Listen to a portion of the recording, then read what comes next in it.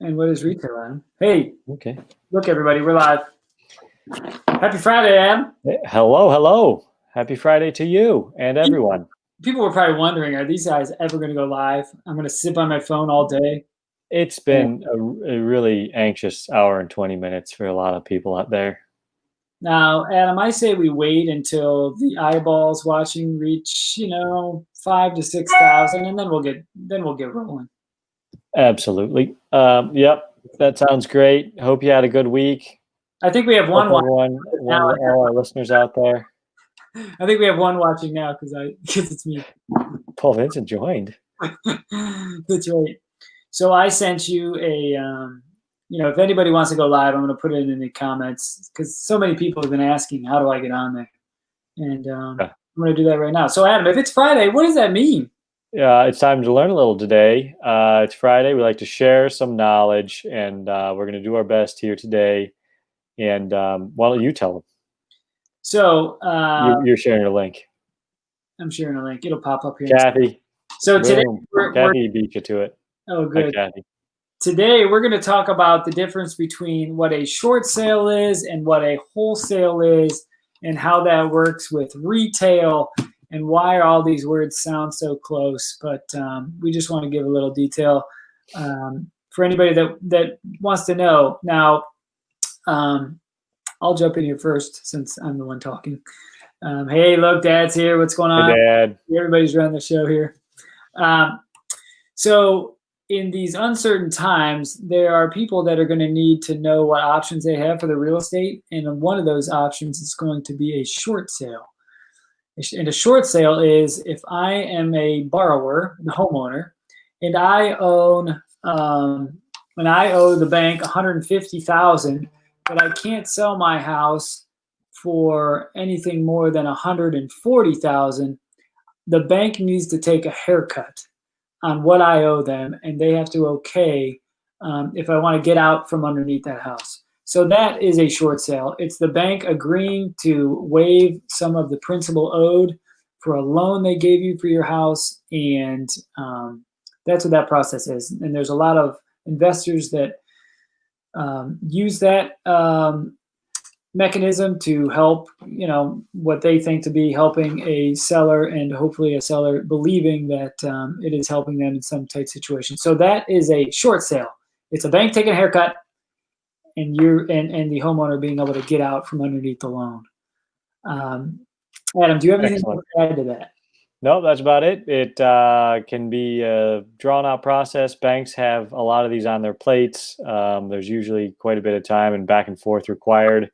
Requires that bank approval, so it's got to get on the right desk. So but that's the general mechanisms Right. you heard for a short sale. And another one Paul mentioned is wholesale, which has the word sale in it, but is not really related at all. So short sale is when you're short of the amount due, generally, and try to still have a transaction there to a potential buyer, and the owner gets out from under the loan. Wholesale is just a term that refers to somebody who gets a property under contract and then turns around and assigns their rights to that contract to another person, and generally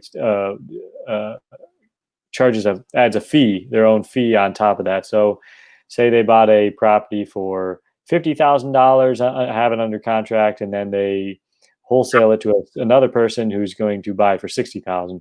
So that'd be a wholesale, and the numbers can obviously be different depending on the type of property, but that's what a wholesale is. The person never even owns the property. They just have it under contract, and then they assign that contract to a new buyer, and that new assignment, the assignment includes an additional amount of money beyond what the current owner has agreed to sell it for.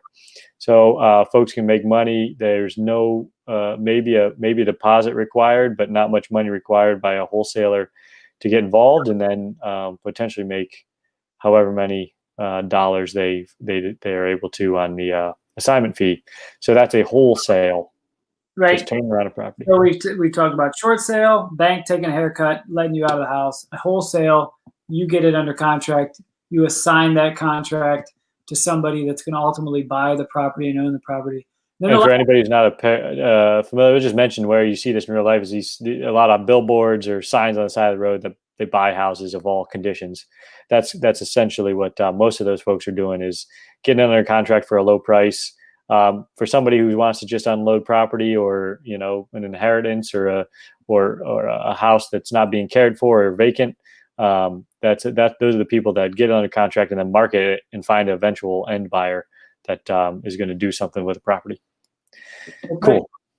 And those are different from retail, which is just listing your real estate to get the highest and best value, hopefully, in the open market. So those two other mechanisms are ways to sell your property without the traditional retail model. When you do retail, you have to bring a broker on board to help sell that, to market your property, and usually pay, depending on the asset, whether it's a residential property, it's typically around 6%, and a commercial property can be anywhere between 1% to much higher than that, depending on the type of asset that's being sold. So I don't think I see any screaming questions right now, but I hope we educated people a little bit about the difference between a short sale and a wholesale and the retail. And I don't know about you, but I'm confused.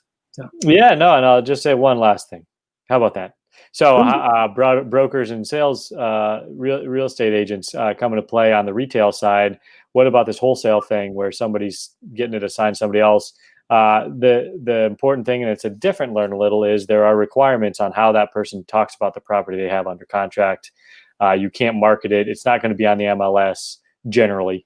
So that's a limitation on the wholesale side of things, is it's being marketed sort of just through contacts, and there's limitations on how that's done, because the Ohio, in our case, or the real estate regulators out there don't want people who don't have a sales license marketing real estate.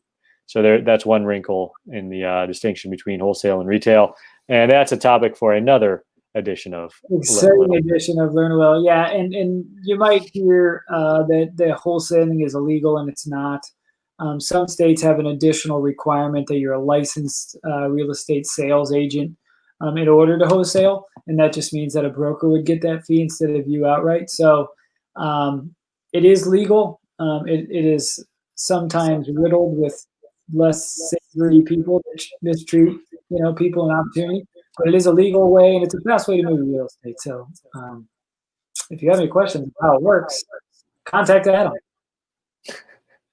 Absolutely. I'll get you in contact with Paul. Forward my cell phone. All right, man. Well, if you don't have anything else, I don't have anything else. And that was only 8 minutes, so that was a legit Corn 10, which I think everybody benefits by. You're welcome, everybody. Hope you have a good weekend. Appreciate you joining us. All right, Adam, I'll talk to you later.